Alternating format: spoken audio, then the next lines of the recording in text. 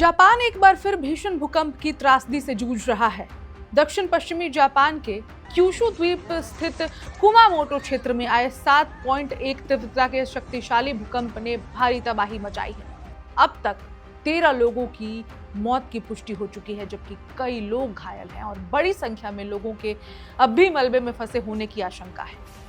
राहत और बचाव अभियान युद्ध स्तर पर जारी है और देश की प्रधानमंत्री सनाए तकाइची स्वयं पूरे ऑपरेशन की लगातार निगरानी कर रही हैं। नमस्कार, मेरा नाम है ऋचा पराशर और आप देख रहे हैं वन इंडिया हिंदी।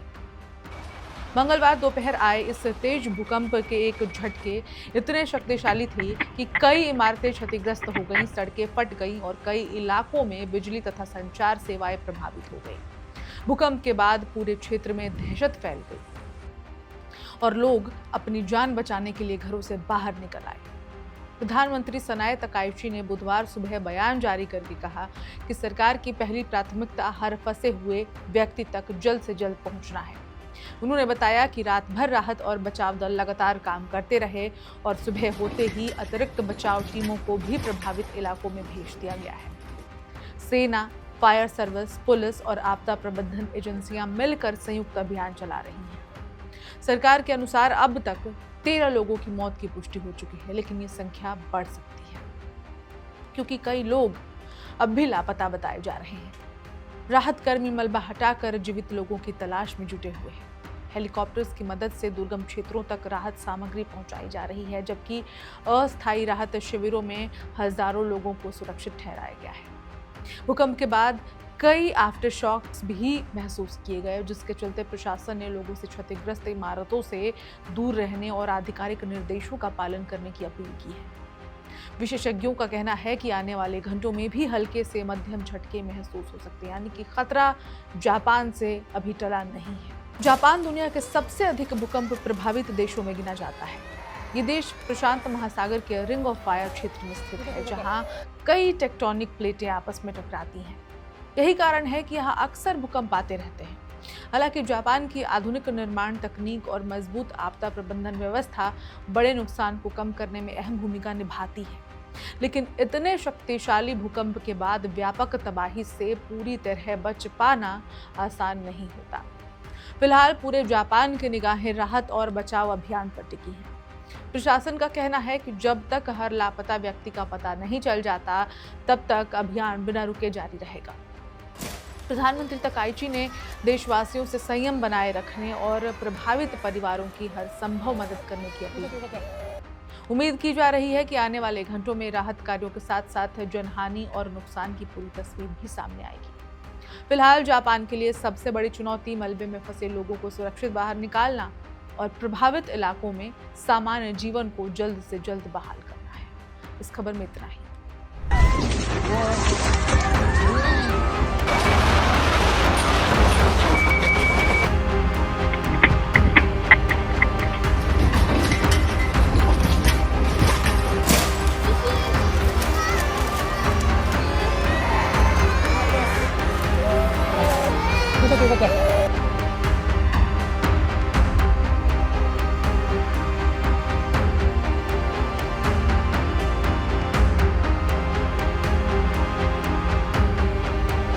जापान में 7.1 तीव्रता का शक्तिशाली भूकंप, सुनामी की चेतावनी से मची अफरा तफरी।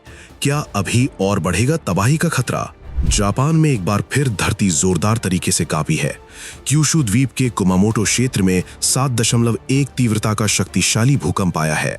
भूकंप के तुरंत बाद जापान मौसम विज्ञान एजेंसी ने सुनामी एडवाइजरी जारी कर दी और कई तटीय इलाकों में लोगों को सुरक्षित स्थानों पर जाने की सलाह दी गई है।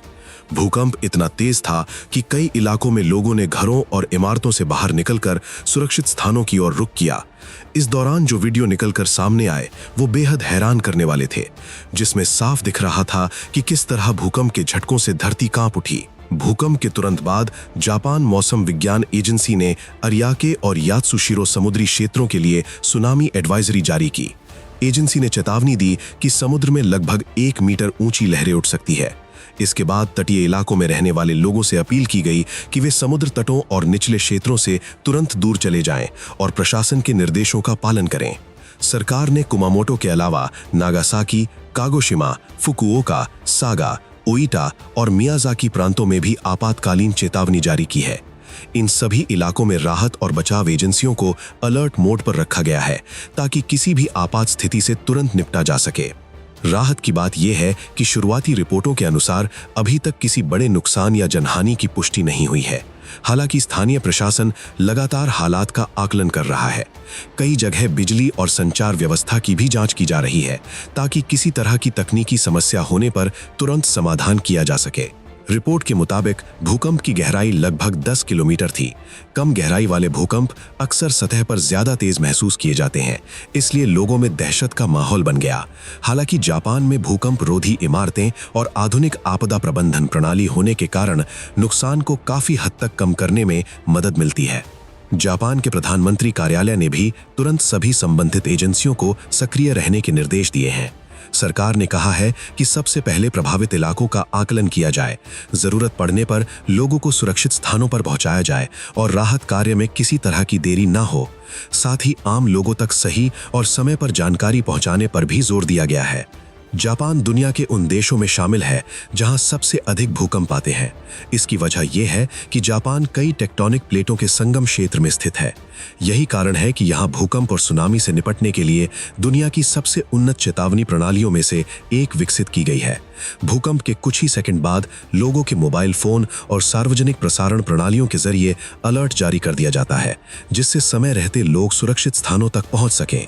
फिलहाल अधिकारियों की नजर आफ्टर शॉक्स और समुद्री गतिविधियों पर बनी हुई है। लोगों से अपील की गई है कि वे अफवाहों पर ध्यान न दें और केवल सरकारी एजेंसियों द्वारा जारी निर्देशों का पालन करें। आने वाले कुछ घंटे बेहद अहम माने जा रहे हैं। जापान में फिलहाल राहत और निगरानी का काम जारी है। उम्मीद की जा रही है कि अगर समुद्र की स्थिति सामान्य रहती है तो सुनामी का खतरा भी जल्द टल सकता है।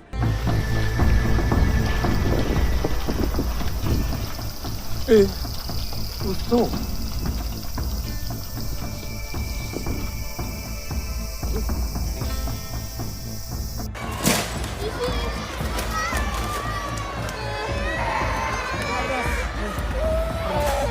かったよかった。ごめんなさい。しゃがんでしゃがんで。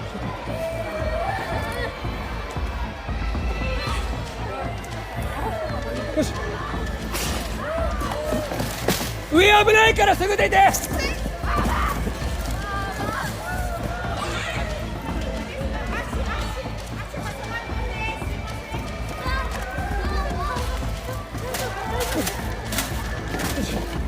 こんなに大丈夫ですか？やばいやばいやばいやばいやばいやばいやばいやばいやばいやばい。おおおお。ちょい。やばいよやばいよ。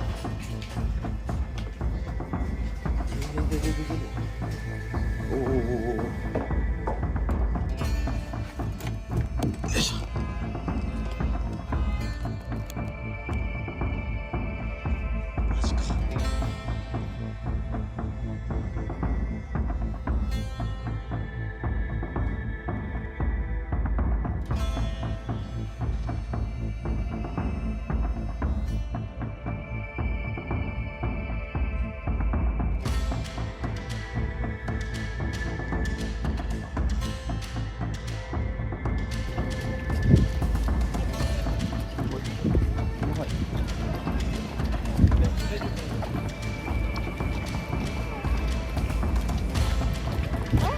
マジか。これ何のどこの？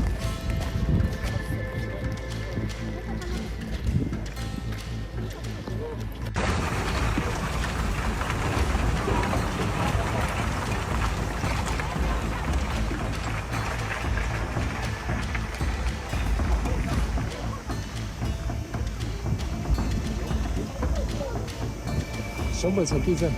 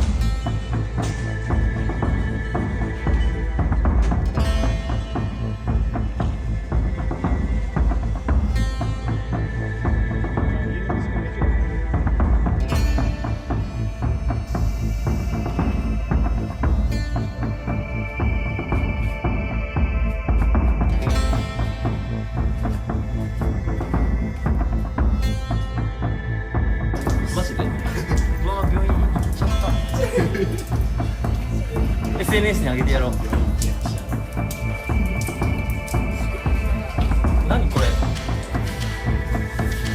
すごい水だらけ。